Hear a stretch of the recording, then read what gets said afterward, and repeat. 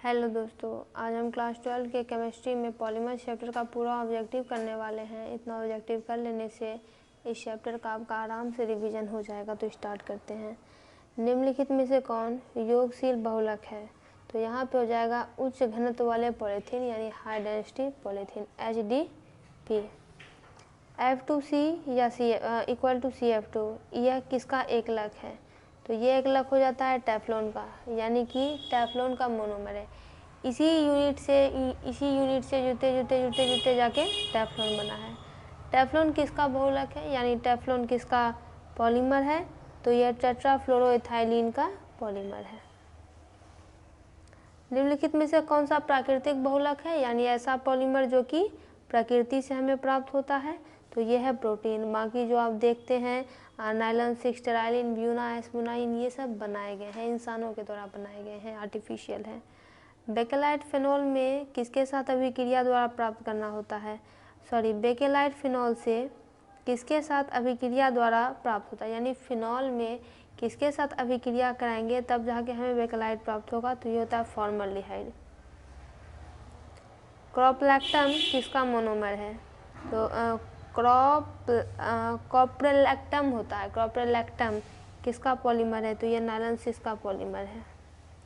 निम्नलिखित में से कौन संघनक बहुलक नहीं है, यानी कंडेंसेशन पॉलीमर नहीं है? तो ये होता है PTEF। बाकी ग्लिप्टन, नायलॉन 6, डेक्रोन, ये सारे संघनक बहुलक हैं, यानी पॉलीमर है। निम्न में से कौन बायोडिग्रेडेबल बहुलक है? बायोडिग्रेडेबल बहुलक वैसे बहुलक होते हैं जो कि बैक्टीरिया के द्वारा, माइक्रो ऑर्गेनिज्म के द्वारा एक समय के बाद प्रकृति से नष्ट कर दिए जाते हैं। तो इसका एग्जाम्पल हो जाएगा सेल्यूलोज। बाकी पॉलीथीन के बारे में आप जानते हैं कि ये डिकम्पोज नहीं होते हैं, इसलिए प्लास्टिक के यूज़ पर बहुत ज़्यादा बैन भी बार बार लगाया जाता है और इसके यूज़ को कम करने के लिए भी लोगों से कहा जाता है। प्राकृतिक रबर किसका बहुलक यानी पॉलीमर है, या आइसोप्रीन का पॉलीमर है? ब्यूना एस तथा ब्यूना एन क्या है? तो ये सिंथेटिक रबर है। संश्लेषित रबर, यानी यही हुआ सिंथेटिक रबर, इंसानों के द्वारा बनाए गए हैं। डैक्रन एक उदाहरण है, यानी किसका उदाहरण है? यह एक पॉलीएस्टर का उदाहरण है। पॉलीएस्टर आपको पता होगा पॉली प्लस ईस्टर से बना है, यानी बहुत सारे ईस्टर जब मिलते हैं तब जाकर पॉलीएस्टर बनता है। निम्न में से कौन सा रेखा पॉलीएमाइड का बना होता है? तो नायलॉन। नायलॉन 6 नहीं है, यानी क्या नहीं है? तो यहाँ पे इनमें से कोई नहीं हो जाएगा। नाइट्रोजन युक्त बहुलक है नायलॉन 6।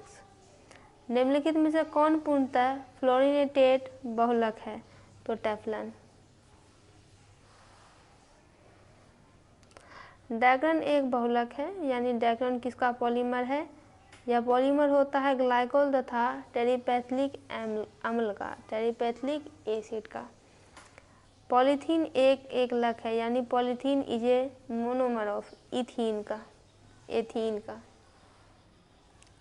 नायलॉन 6 इसके एकलक का नाम क्या है, यानी इसके मोनोमर का नाम है हेक्सल मेथिलेडाइमीन तथा एडिपिक एसिड, यानी एसिडिक अम्ल।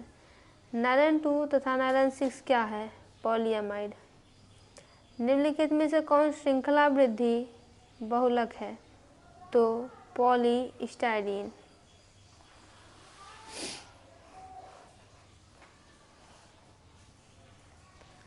निम्नलिखित में से कौन अल्प घनत्व पॉलीथीन के लिए सत्य नहीं है? तो ये हो जाएगा उपरोक्त सभी, यानी कि अत्यधिक शाखित संरचना, कोठर, विद्युत की अल्पचालक। ब्यूना एस रबर का एकलक क्या है, यानी ब्यूना एस का यहाँ पे मोनोमर पूछा जा रहा है। तो यह स्टायरीन और ग्यूराडाइन।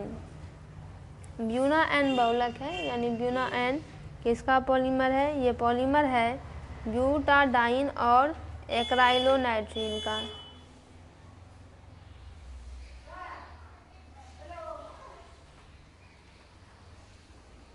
प्रबल अंतर आणविक बल जैसे हाइड्रोजन बंधन कार्य करता है, यानी किसका कार्य करता है?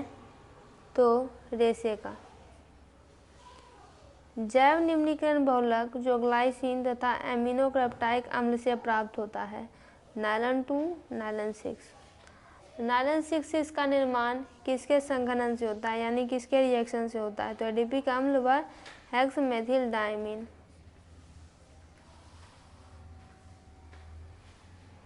कैप्रोलैक्टम के प्रयोग द्वारा बनने वाला संश्लेषित बहुलक क्या कहलाता है, यह कहलाता है नायलॉन 6।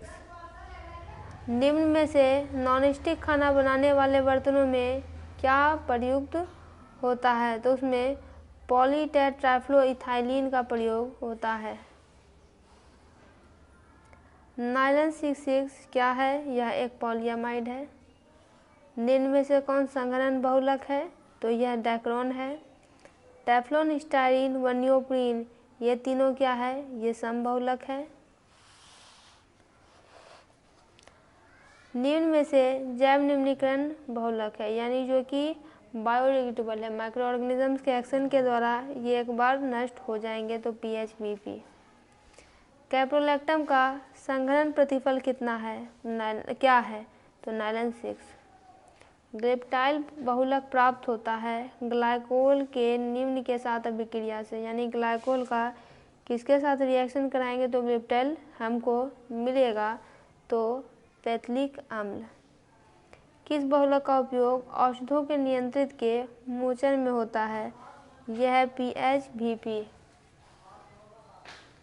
निम्न के बीच अभिक्रिया का प्रतिफल बहुलक बेकेलाइट है, यानी किसके बीच में रिएक्शन होगा तब जाके बेकेलाइट बनेगा, तो फेनॉल और मिथेनॉल। ऑरलोन तथा एक्रिलीन बहुलक है किसका, CH2CHCN का। दोस्तों इसका पूरा ऑब्जेक्टिव कंप्लीट हुआ।